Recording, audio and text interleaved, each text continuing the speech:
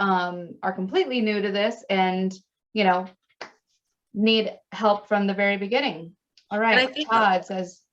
And Randy, what would you consider, because I think it can get a little bit confusing even when we think about what digital marketing is. Like, would you consider just having a website being digital marketing, or is that too kind of archaic at this time because we've advanced so much? Yeah. Well, before I understood what digital marketing was, I might say yes, Right. But now, we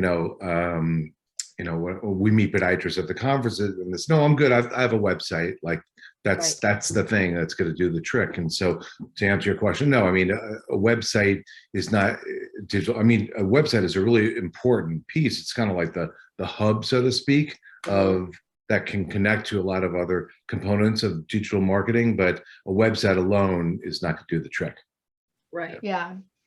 So I am going to put everyone on the spot here to make this super interactive. And Carol's going to give away some prizes later to really incentivize you guys.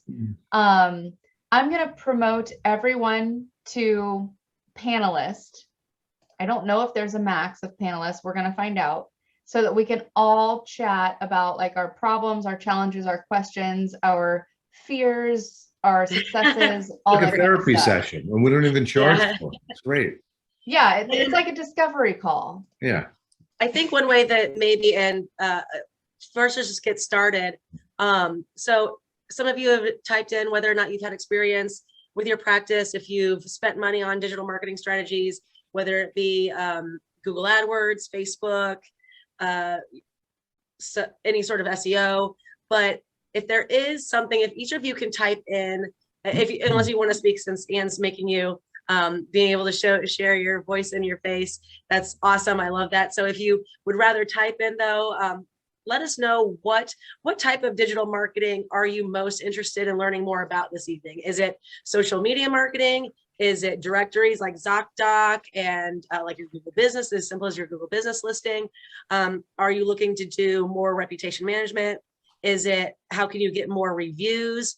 Things like that. So if you can type in what type of digital marketing you are really just either on the fence about, whether or not you should do it or spend money on it, or if it's something you're just like, well, I've heard about this, I don't know what it is, and I just kind of want you guys to fill me in. Or is it something that you're doing right now and you're just like, I know I'm supposed to be doing this, but it's just not working. So how can I level it up? And scared of Google ads. Yes, I am. Todd says social media and reputation management. So that's a great topic to get started with. Randy, you want to talk to us about social media and reputation management? Sure, I'll start, and then Carol, you can fill in the gaps if need be. But as far as social media goes, it's funny, a lot of podiatrists, I'm generalizing, but many podiatrists almost have I'll call it an attitude problem when it comes to certain social media, partially because they don't understand it and they think of, so, for example, Facebook, it's such a gigantic social network.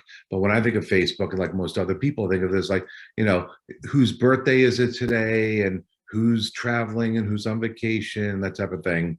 And it's a nice belt buckle. I like it.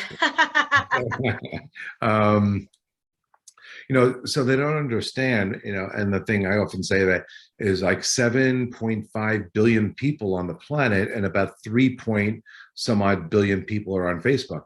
And the statistic for Facebook, from what I've heard, and maybe Anne or Sarah, about this as well, but they say that like the average, like 70% of Facebook users are on Facebook every single day for an average of at least 30 minutes. Now I know my wife, Wendy, is like that. She's on it a lot. I'm not on it as often, but that's an unbelievable statistic. So people are really, they're on Facebook all the time. So if they're checking out a podiatrist, they may, of course, they check them out on Google, they may check reviews, they look at their website, maybe content, but they look at social networks because so many people are used to navigating Facebook personally that they can, if there's a business page attached to a website, they feel right at home, they're used to it. So social networks has a number of different platforms. And, if you can get reviews on the social networks, it's kind of like, reputation management on steroids because people could share it and lots of other people see it. And so, I mean, social media is a great thing. And then reputation management, you mentioned, is the other part of it, where I think you guys asked about the whole online presence and, digital marketing. Everything could be buttoned up, meaning like they've got a gorgeous website and it's up to date. Everything's sweet. Maybe it's got blogs on a weekly basis, and that's great. The directories are updated. The website looks great. They've got social networks that are connected to the content.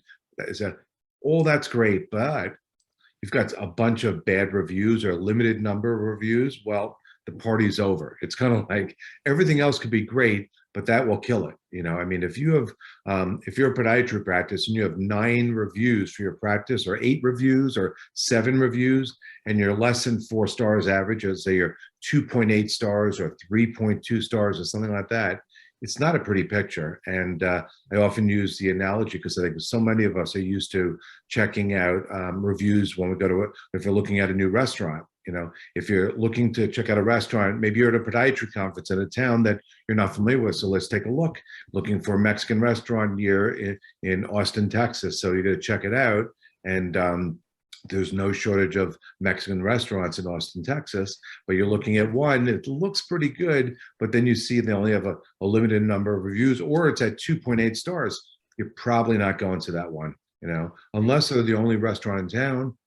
Same thing with podiatry practice. So I think reputation management is really important. And a lot of podiatrists and I get this, are so busy treating patients and running their practice, and staff, maybe they don't care as much. I don't know, but they're busy doing what they're doing, podiatrists treating patients. Meanwhile, back at the ranch, they don't even realize that they got a bunch of bad reviews, and they're wondering why.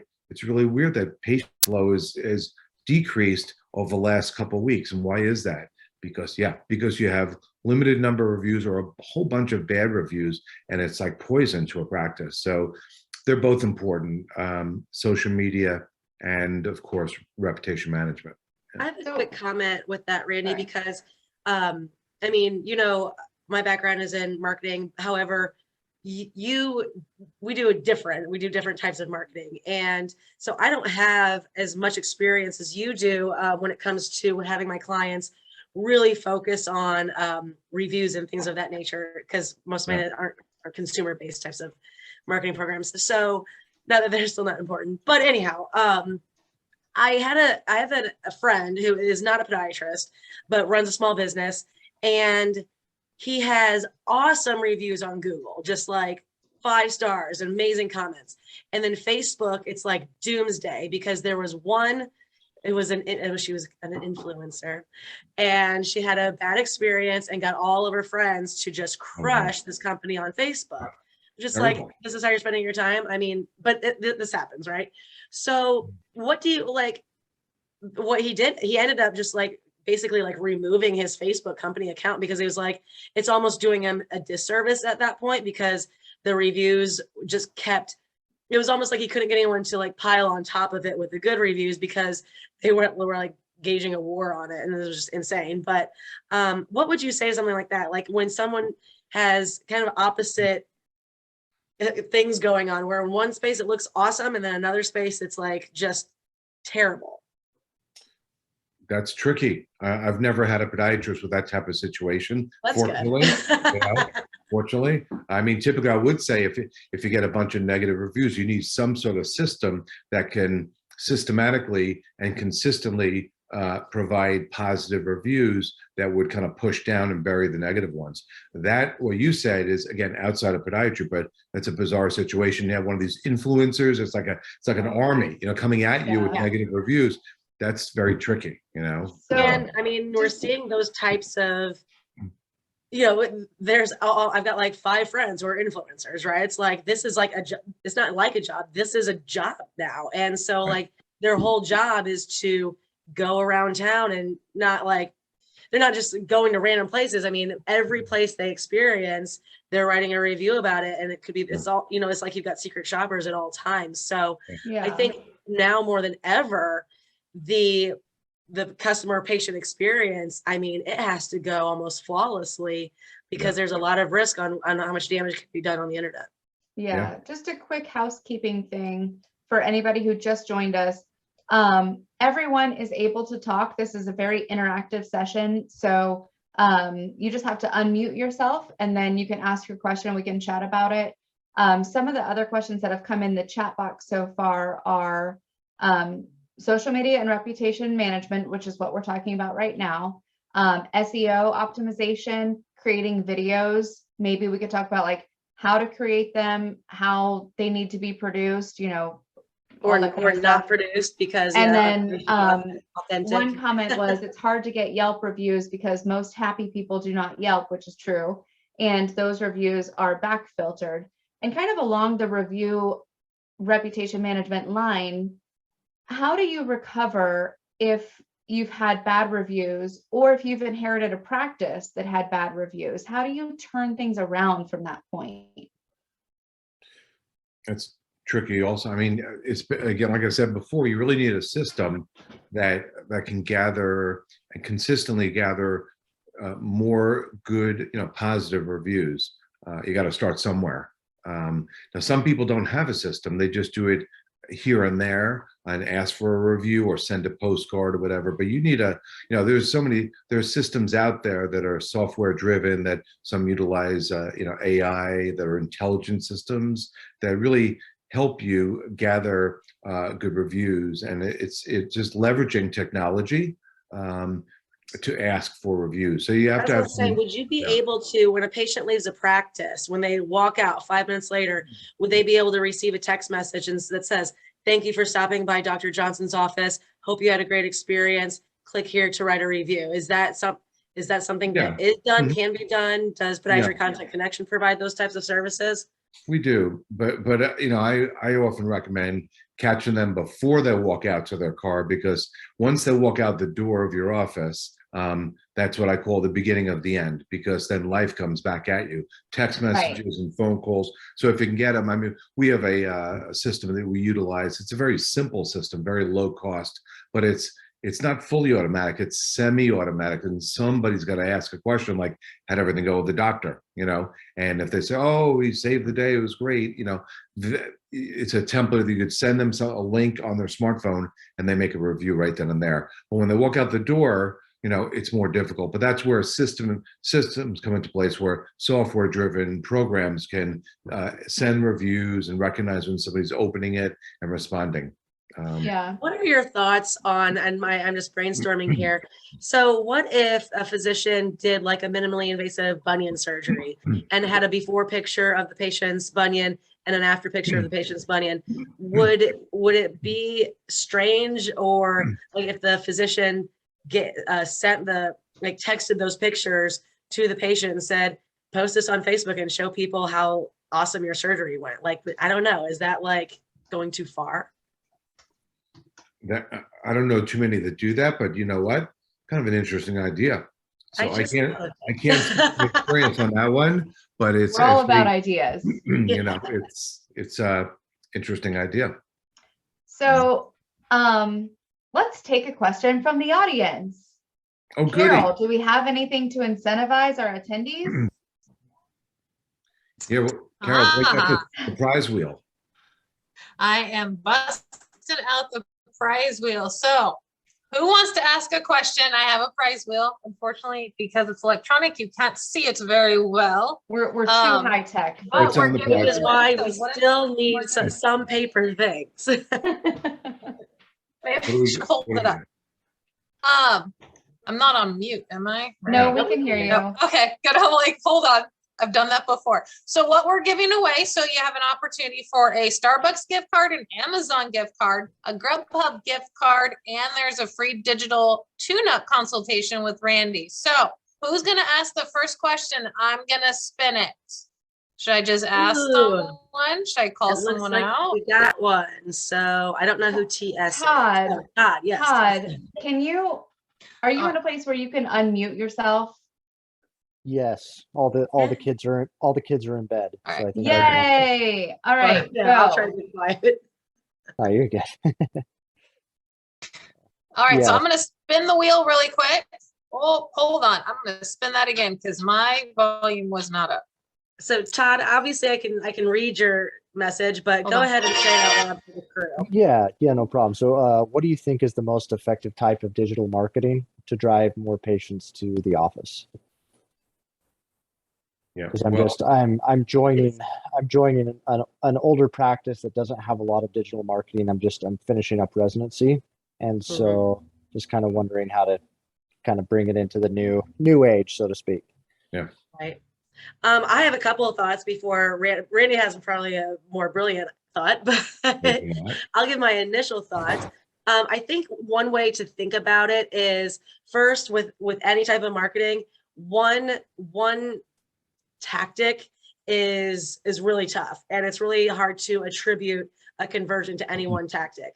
But I think something that you can think about is medicine is reactive, right? So patients are, I'm not like right now, I have zero eyeball problems. So I'm not just really Googling my optometrist in town, because why would I have no reason to do so?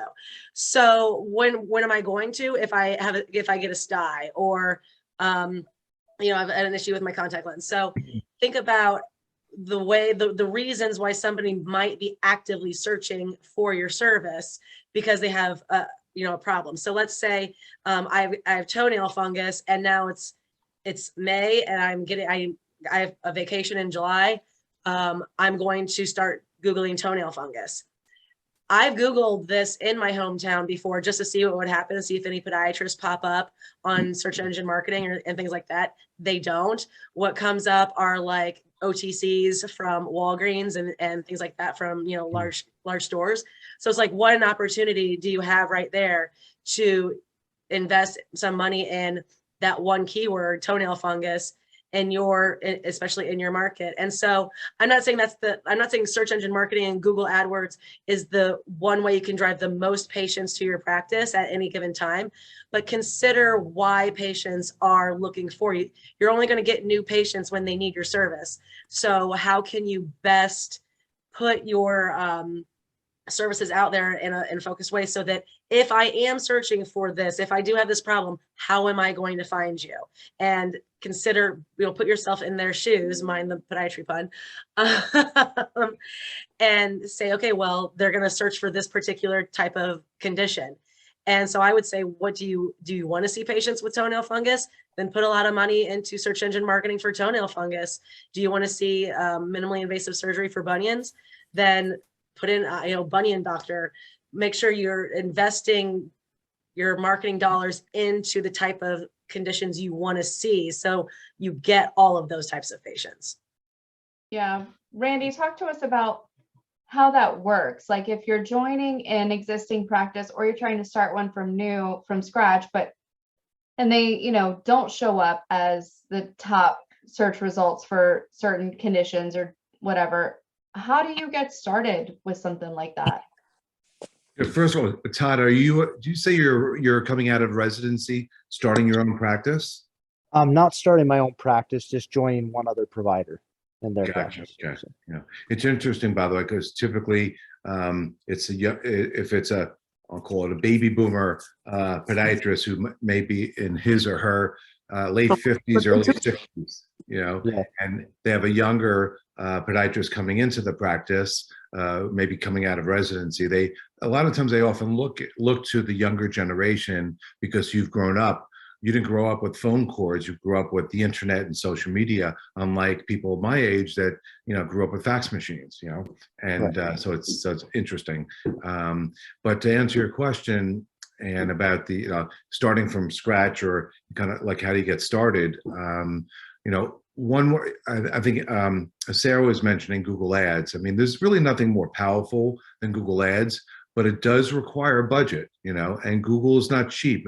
One of the reasons that they're one of the richest companies on the planet, because they charge for that service. Unlike many other Google services that are free of charge, there's so many of them, Google Ads is not one of them, you know, so you pay per click, and depending on your location, you know, it can get costly. You know, if it's a very competitive environment, Google Ads can be scary for a newcomer, that and many people don't even know what Google Ads is or how it really works, or maybe they tried it themselves once and crashed and burned because there's some rocket science to Google Ads.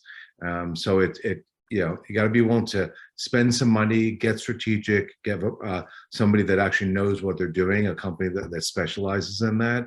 And but Google Ads is one of the greatest ways to jumpstart your visibility, because you pay per click, so you're guaranteed that, you know, you're going to show up for a certain number of clicks. Don't click on your own ads. Right, don't you, right. And tell your staff, don't test it. Right, don't test that. Because I mean, like, it's like, oh, and my staff is clicking on my ads because they want to see what happens. It's like, it just goes to your website. You know what happens. Don't waste your own dollars clicking on your own. Yeah. I mean, in our world, you know, at Podiatry Content Connection, one of our areas of expertise is content marketing, you know, blogs and articles on a weekly basis. And that's a great way to get organic traction. But unlike Google Ads, it doesn't happen overnight. It's not immediate. So it takes time. It's cumulative. So for somebody starting to practice, Google Ads is the right way to go. Thank you very much. So just a quick helpful note, if you are able to like chat and whatever, and if you're not asking a question right away, if you do want to mute yourself just so we don't get any background noise, that would be awesome. I'm expecting my dogs to go insane here like at any moment. So I know how it goes. And one other thing I would add is that before we talk about reputation management, just know that, you know, whether it's a positive review or a negative review, it's SEO friendly. You know, it's picked up by Google. So when you have a lot of reviews, it will be picked up and puts your name up there. So obviously you want to have, you know, positive reviews, not negative, but that's another thing that could really push you up. And one other tidbit about reputation management, we talk about a lot of podiatrists look at seeing how many reviews the practice has, which of course is really important. But one of the things that we look at is not just the practice, but it's the podiatrist or podiatrist plural. It's very common that we see that the practice may have, you know, 25 or 50 reviews at 4.6 stars, which is pretty decent. Meanwhile, the podiatrist has no reviews or has 3 reviews. 3 reviews at 4.8 stars, and all it takes is one negative review to bring that average down to something really, you know, to like 2 point something or 3 point something, which is not good. So again, reputation management, you want to always have good reviews, and that helps you SEO wise as well, because when people Google things, or the podiatrist, that'll come up. So and one last thing I would say is that, you know, if you were a podiatrist 35 years ago, you wouldn't even have all these amazing tools we have right now for online marketing. You'd be relying on the yellow pages and smoke signals, and no, not smoke signals, but for podiatrists that get it, that understand online marketing, you know, and understand that if you're a private practice and you have a business, you should be investing dollars into online marketing. Because if it's not online marketing, what is it? Is it the yellow pages? Is it print media, newspapers, etc.? And some people say, well, mine's a really old audience and they read that local paper or the penny saver and this and that. And you're right, some people do, but most people don't. You know, when it comes to the yellow pages, my corny joke is that there's a new yellow pages in town and it's called Google. You know, that is the yellow pages. So Google's the way to go. And if you're strategic and intentional and get with the right company that has their app together and get it done for you, it costs so much less money now than it would have 25 or 30 years ago. And it's so much more efficient and targeted. And you could track things. I mean, it's like a marketer's dream if you actually know how to navigate the web or have somebody do it for you. And before we got on the call, sorry, go ahead, Ann. I was just going to say, well, I was going to switch gears a little bit. So Sarah, go ahead. Because I wanted to bring up what Carol had mentioned before we started regarding why, like when I was talking about like maybe like the Carry Flex example. So I don't know if we can switch gears and come back to it. You know, whatever. Well, so my question is, because we've got people on this call who might be completely new to, you know, online marketing and just listing their business online. Randy, can you tell us a little bit about what is a Google My Business profile? And I know they're calling it something different now or something like that. Yeah. Is it necessary? How does it help me? Is it like step number one to get started. Talk to us about that. Yeah.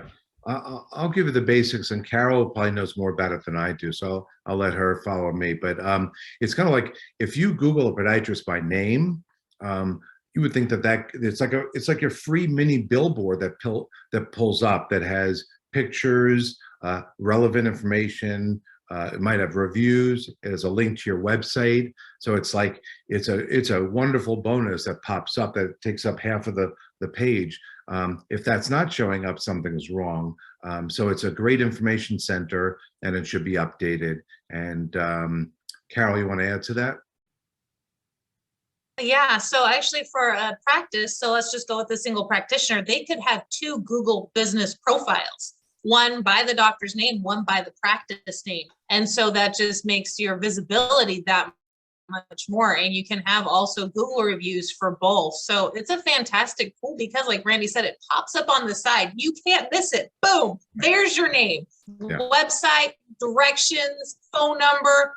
Well, here's the thing though. You got to make sure that information's all correct, or you're sending patients to the wrong place. So Yeah. yes, that does happen. I hear stories a lot of the times going to these conferences where I've had podiatrists like, oh yeah, I just had someone walk in because they thought it was Dr. Smith, but we happen to have an opening. So boom, good for that podiatrist, way bad for the other one. So make sure that information's correct.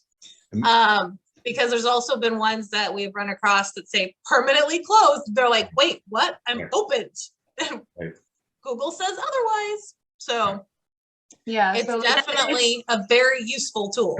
Yeah, And right can you there. explain, Carol, how easy it is? Because I remember when I started 10 Toes Marketing Communications, and I was just like, I mean, I had worked for a marketing agency, but I was in sale. Like I didn't have to do a lot of these sorts of setup, and it wasn't as prevalent when back in my agency days.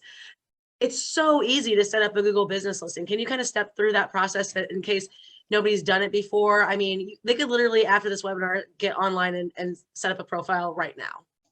They can. Now with that, I've actually, so that is our customer service operation side. So I actually have not set one up. I have been on the receiving end though. So something that can happen is Google will mail you a card that actually will to the address, because they want to make sure that you're legit. And making sure that you're at that address and not trying to mess with someone else's, or someone else's not trying to mess with yours. So that code's really important and can take up to a week to receive, and that will assist you in creating that Google business profile. Right. Yeah. So Carol's right. Like if you just go to google.com/ I think it's just /business, it's really just a simple form where you can fill out your business name, your address, your services, your hours, all the information that you would see if you Googled someone and saw, exactly what we're talking about right now. But yeah, it will not go live until you verify your actual address. And sometimes they send you a postcard. I be careful with this because I ran into this. This was a while ago. This was maybe like 3 years ago. I was helping a practice do their Google business listing. She didn't tell me that they weren't actually open yet at that facility. So when the postcard got there, there was nobody to take it. So it just kind of muddied up that verification process. And I believe there are a couple of other ways in case getting a postcard isn't the best way for you to verify your address. But there are a couple other ways to verify it. But if you do, just go Google business listing. It kind of sets you up in this really simple wizard. And I definitely start there, because if you don't have a Google business listing, it's kind of one of those things where it's like, if you don't have a website right away, it automatically makes people be like, is this legitimate? I'm not really sure. Very true. So Randy, let's talk about websites. So if a podiatrist is like, I don't need a super robust website. I really just need a contact me page, maybe my address and like a list of services. Obviously, we know that you guys do websites. So if someone was starting from scratch, what would you say are the elements that they definitely need that should be like, number one, these need to be in your website? And also, how do you optimize your website for SEO from the beginning, so you're not going back and trying to fix things later? Right. Well, I mean, First of all, I always tease myself when I speak with podiatrists. We have these online demos. I always say, I'm from New York City, although I'm up in the Berkshire Mountains right now, lucky me, but I live in New York City. And when I travel to the podiatry conferences, people who've never been to New York, they think that all New Yorkers are so really fast and impatient. And I said, you know what? I think you're right. They are. New Yorkers are fast and impatient. Why do I bring that up? Because website visitors are the same thing. Because we all have distractions coming at us all the time. So if somebody's checking out a podiatrist website, a prospective patient, and if they have heel pain, for example, they want to see something that addresses their concern statistically within 2 to 10 seconds. So, they shouldn't have to search the website to find foot conditions or concerns. There should be live links to a website. It's front and center. You see it within seconds. So navigation is one thing. Of course, this should go out without saying, but Google has a thing for mobile friendly because 75 to 85% of all searches are done on mobile devices. So if it's not mobile friendly or what they call responsive, that's like a little bit ridiculous. If you have to squint to see the website on your smartphone, they're gone. I often use the analogy with Tom Cruise and with Jerry Maguire, that movie where you had me at hello. So you can lose them at hello if they have to search too long to see what they're looking for, they're gone. If there's no website, they're gone. If it's an old, outdated, really bad website, if they look this bad and this old fashioned, I can only imagine what their office looks like. I'm gone. And again, unless they're the only game in town. But so again, navigation and just like I guess in the dating world, but looks and first impressions do count online, just like in person. So it's got to look good. It's got to be quick. It's got to be responsive. It's got to show what they're looking for. And most websites are like little mini advertisements. So the doctors can say how great they are and how long they've been in practice. What they're really looking in, they're really tuned into that radio station everybody knows about, what's in it for me. So what's in it for them is relief of their heel pain or whatever their concern is. So you want to find information quickly at your fingertips when you go there. And then beyond that is to start getting traction and visibility on Google and elsewhere online. Things like content is a great thing. So then again, I tell podiatrists, don't try this at home, because creating content the right way with keywords and key phrases embedded into it, geo-targeted and done in a manner that can help you with organic SEO is easier said than done. And any podiatrist says, well, I can do that all the time, then something's wrong with the practice, because they should be treating patients, not doing this, writing blogs, even though they have the clinical knowledge. So again, a website looking good, responsive, with content and things optimized. And so it's not, there's a big difference between a website and a web presence. And a website can look gorgeous, but it's not the thing that brings you new patients. The question becomes, how do you get more eyeballs on your website for people that are literally searching for your type of service? Yeah. Can So you just explain as a reminder, oh, sorry. I was just going to say, just as a reminder, everybody can talk. So you're all muted, but you're all able to talk. So just unmute yourself and ask your questions live. We're here. I do have a follow-up question. This has been Pearl. So I started blog. I haven't seen you in a long time. Good to see you. Hey, Sarah. Sorry, I look like I'm in a witness protection program. I'm at another meeting, and the lighting is kind of low. And I came out, but you guys were doing the presentation. But at any rate, my question is, on blog posts, how do you hashtag? Like, do you have to, like, let's say you have your content, you have your 2 paragraphs, you got your video or whatever that goes with the blog post on your website, and then you've got your keywords and your hashtagging. Do you have to like indenture align to have it register the hashtags, or how does that tabulate? I think there's some things that are just a little murky about how the web actually interprets or picks up your information. So are you saying, like, sometimes if you do a hashtag, you're not seeing that it's actually hyperlinking to anything? Well, I don't know one way or the other, just because I don't know enough about it. I've just been, somebody that I was working a little bit with on some videos said that when you do a post, you should drop a line. It shouldn't be like, if you have your content, your 2 paragraphs, you have to actually drop a line to do your hashtags. I see what you're saying on social posts. You know how, like, when you see the captions, it'll say like the words, And then like 2 lines down, there'll be like a gazillion hashtags. Right. Is that a thing, or is that just, I know that the algorithms keep changing too, which is another thing that obviously is hard to do, to keep up with. I like to produce my own content just because I have some unique people that I, come in contact with. What's funny for me, whenever I do hashtags or any sort of hyperlink, I just always do the new paragraph anyway, because I'm OCD about space.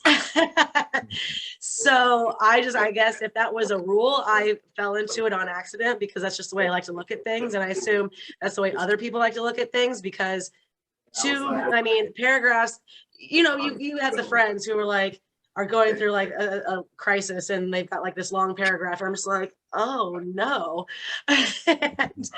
and regardless of the long paragraph, or what their problem is, I think if things are a little bit more space, it's just easier to digest in general. So, I would just do that for aesthetic. For clarity. Yeah. Mm-hmm. And then one quick thing that you kind of touched on it, recruiting reviews for Yelp is actually the trickiest, just because from what I understand, and I think it's still the case, they will only post reviews if you're a frequent Yelper, and most people aren't frequent Yelpers. Usually the people that complain are frequent Yelpers, like you had mentioned previous, like mystery shoppers and things like that. So is there any suggestions for trying to get real reviews that are positive reviews without having to burden people with saying, oh, you got to write about your favorite ice cream shop and your favorite record store, and your favorite restaurant before you can review me? Right. Randy, I think, has a lot more stronger strategies than I would in terms of the process of getting people to do reviews. One thing I would potentially keep in mind is, and I'm not saying like we shouldn't pay attention to Yelp reviews or we shouldn't encourage Yelp reviews. I do only use them for like leisure type things, like restaurants. And I don't know why, I would never think to look on Yelp for my physician. It just wouldn't occur to me. And I'm not representative of the entire population. So I'm not saying like whatever I do is what everyone else is doing. Well, I am representative of the entire population. And I would go right to Google. I wouldn't go to Yelp. Yeah, that's not what those, there's just like certain sort resources that you use for certain things. Yelp is not where I would go for a trusted physician. Right. I would definitely go to I'd start with friends and family, to be perfectly honest. I honestly wouldn't. And so I think that's, we're talking about digital marketing, so I'm not going to go there, but like beyond friends and family, if you are going to rely on digital reviews, I think Google and Facebook would be the two that make the most sense. And luckily, you don't have to be the frequent poster for those sorts of things. What do you think? Right. Mm-hmm. I agree with that. Yeah, I do. Perfect. And Google's the king of the jungle. Google has just set the standard, and they look at Google. And again, back to that knowledge page that comes up, reviews are on there as well. People go to the upper right-hand corner, they see the knowledge page, they see Google. Some people call Yelp like the mafia. It's like if you don't play by their games, it gets nasty. So we're not that involved with Yelp. We do a lot with Google, like a ton with Google. And then in the medical arena, so there's things like health grades, and people look at health grades a lot, things like that, but not so much Yelp. I think it's more for restaurants. I agree. Yeah. What Steve Harvey would say, Sarah, good answer, good answer, good answer. Circling back to websites and website strategy, Randy, can you talk a little, Randy or Carol or anyone, can you talk a little bit about the way physicians could potentially use the strategy of landing pages, as an extension of their website if they're doing particular campaigns? Like, let's say they're doing a campaign for laser treatment for toenail fungus, or laser treatment for pain, or Cariflex, something that, especially I think cash services or things that they potentially wouldn't be referred to a physician by their family physician. Yeah, well, that's smart marketing. That's intentional marketing. That's targeted marketing. So where your website can be like your general store of all of the, so we mentioned before about Google Ads, pointing to a landing page done right is very powerful. Whether it's to monetize shockwave or laser or sports injury, or it could be Facebook ads, Google ads pointing to a landing page is done right is powerful. It could be very effective.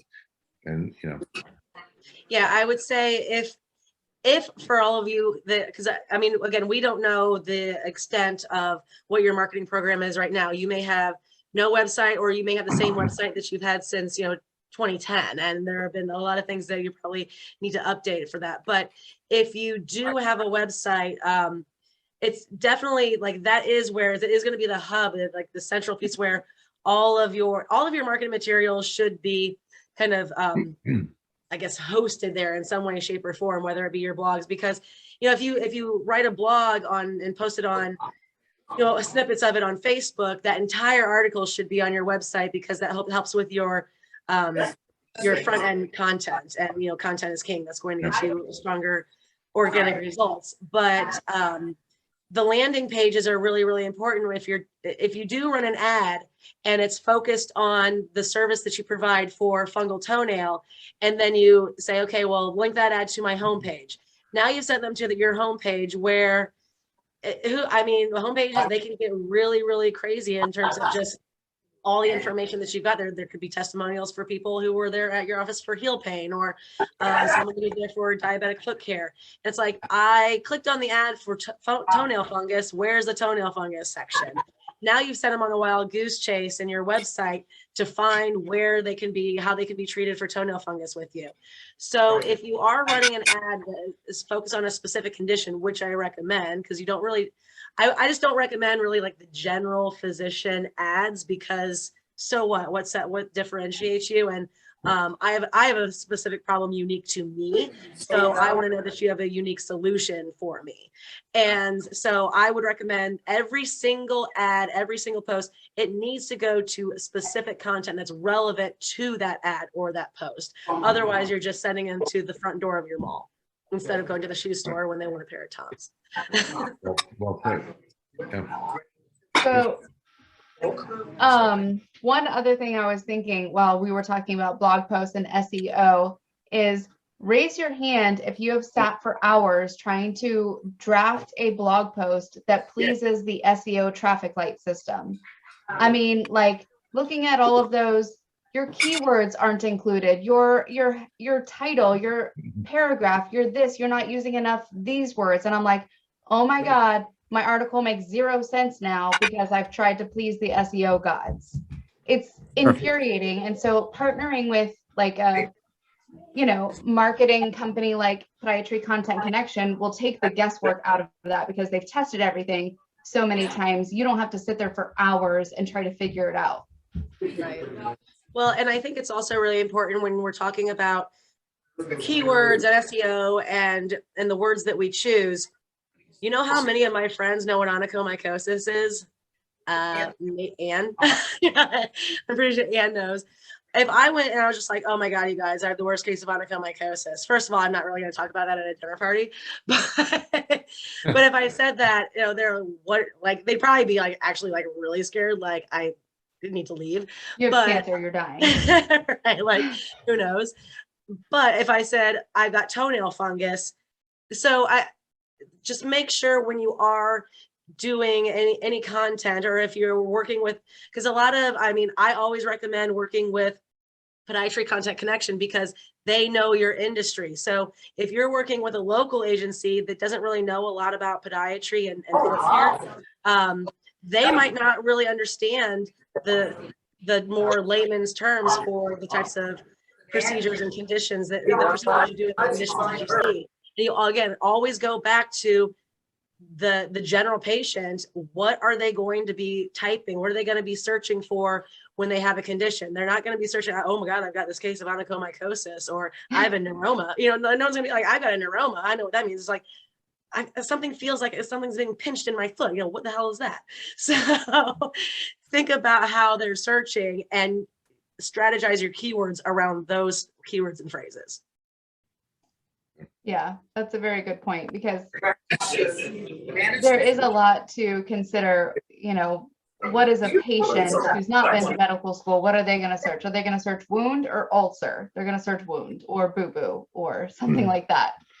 We did have somebody ask about videos, and I know we're almost to the 9 o'clock hour. So I do want to talk a little bit about how to use videos in digital marketing.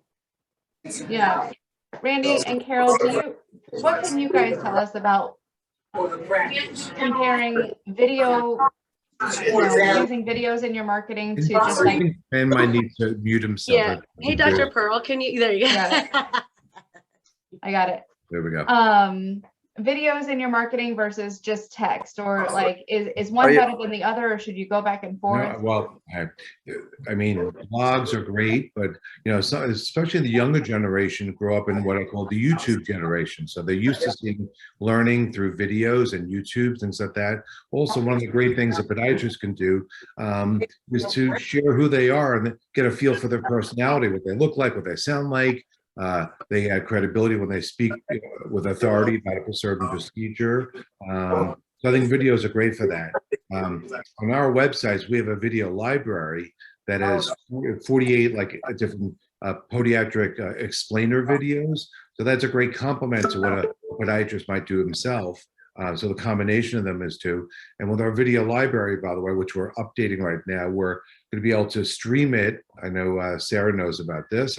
Similar to what CareVision used to do, where you could stream it to an office, to a waiting room or an exam room. And then at some point, we're also planning on marrying blog posts and the videos as well. So we're going to do that. So video is great. One thing I've learned from doing a lot of videos is that you can use them also as patient education tools. So if I do a video on stretches, I can just, let's say I'm blocking a patient in the next room to do an ingrown nail procedure. I've already put together the mobility exercises for the big toe if they have a stiff toe. And then I have them open it up on their phone and go through the exercises. And then I go back and then they can answer questions. So it becomes almost like a clinic tutorial for patients as well.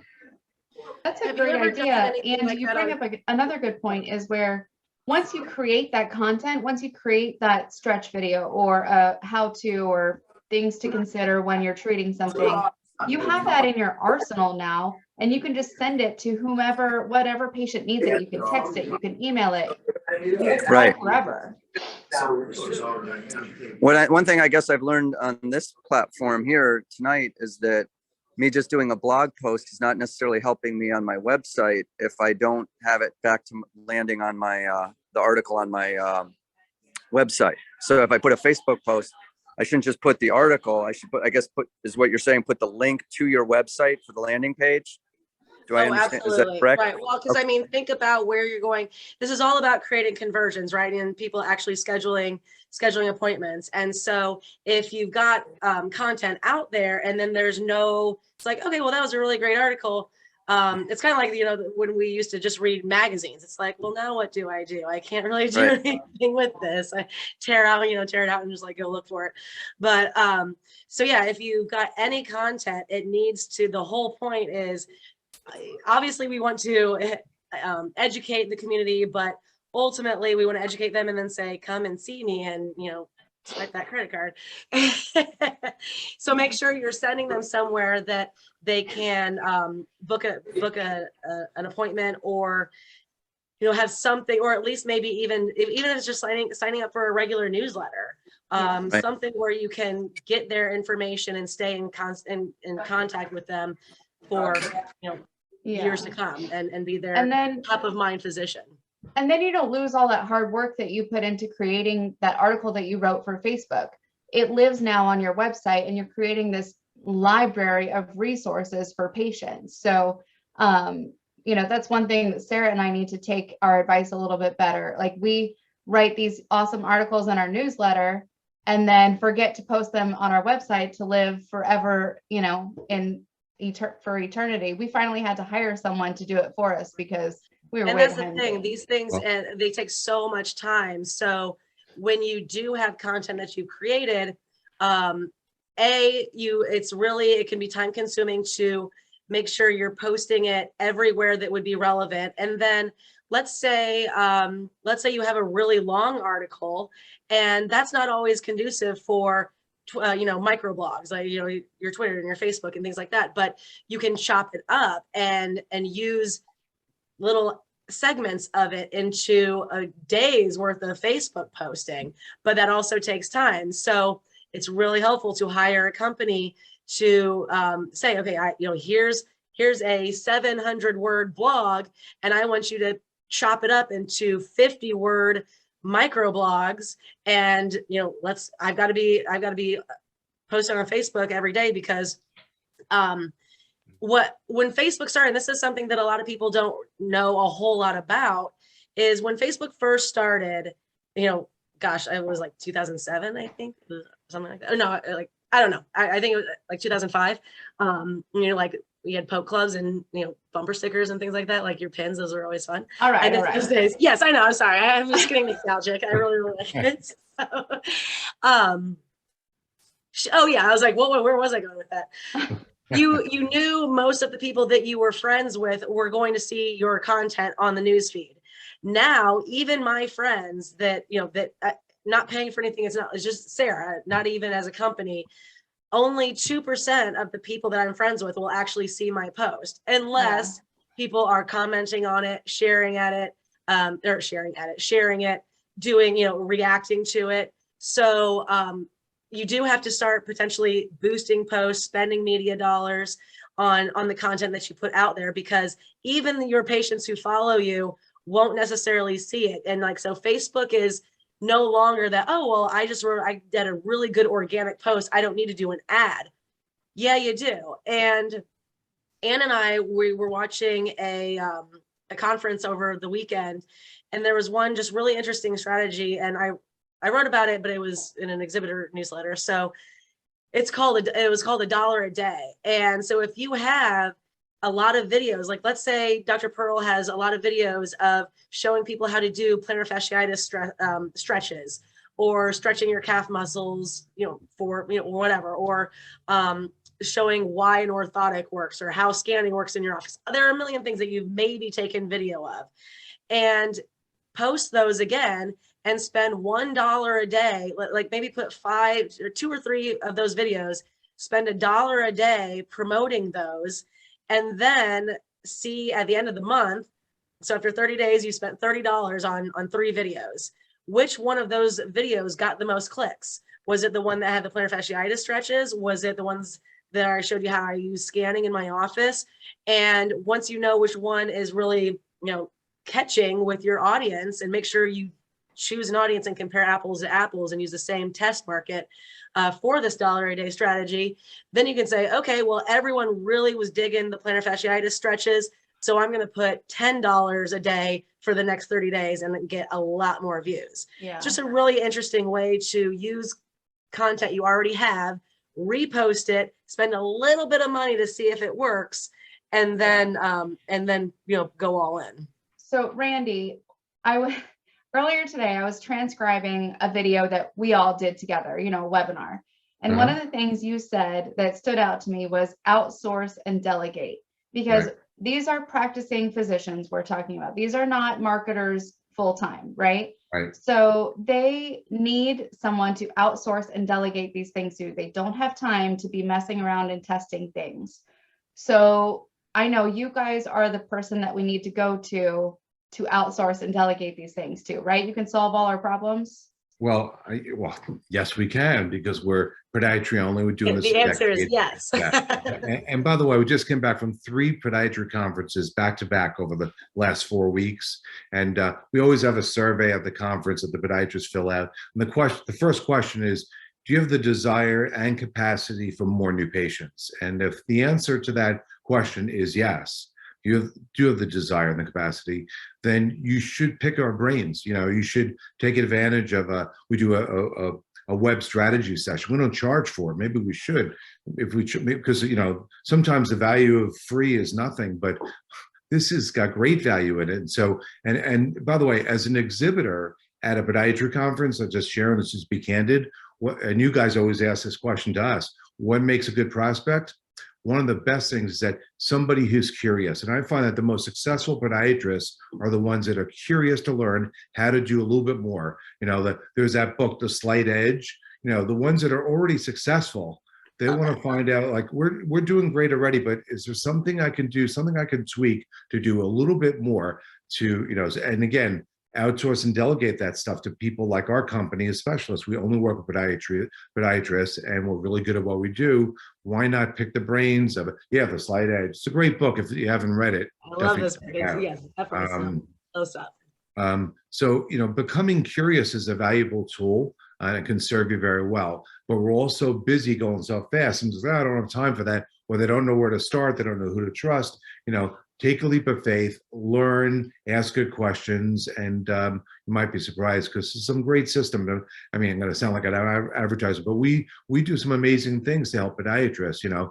But for the folks, and our best customers are the ones that always show up at the review calls and are very attentive, they respect our time, and they're asking good questions, and they're making more money, and they're opening more locations, and they're just more successful because they are open to learning and they're coachable, you know. So I'll end with that, saying be open to learning, and open to delegating, because yeah, it's because I know, I mean, I've been telling you so guys guilty that. of when I learn something, I'm like, I'm gonna do it. I'm gonna be able to do it all on my own, and here we go. I know exactly what to do, and then it's like, yeah, I know how to do it, but I just don't have enough hours in the day, and none of us do, and we have to have a life too.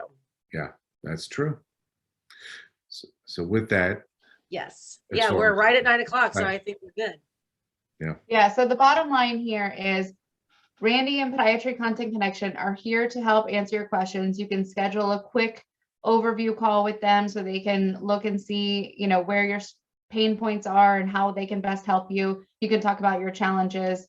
You can find their contact information on our website. Obviously, they're one of our marketplace vendors, but also what website's best to refer them to? Is it podiatrycc.com or? Yeah, that works. Yep. Okay. You know, this is a small group here tonight, so I mean, I'm happy to give my cell phone number if anybody wants to text me or ask me a question or schedule a time, whether it be before the holiday weekend or sometime in June, whatever. My number is 917-572-5088. We can actually put that in the chat. I'm going to do that here. I'm all over it. I got it. Good job. I was just gonna do that. And beat me. Awesome. She's so fast. Awesome. Well, thank you so much for joining us this evening, you guys. You've got Randy's contact information. You have our contact information. We have more Practice Partner Academy sessions coming up. We have got monthly marketing tips with Randy and Carol. So be on the lookout for our June session. And yes, I guess that's all I've got. Yes. Thank you guys. Appreciate it. Have a good evening, everyone. You too. Thanks, everyone. Bye-bye. Thank you.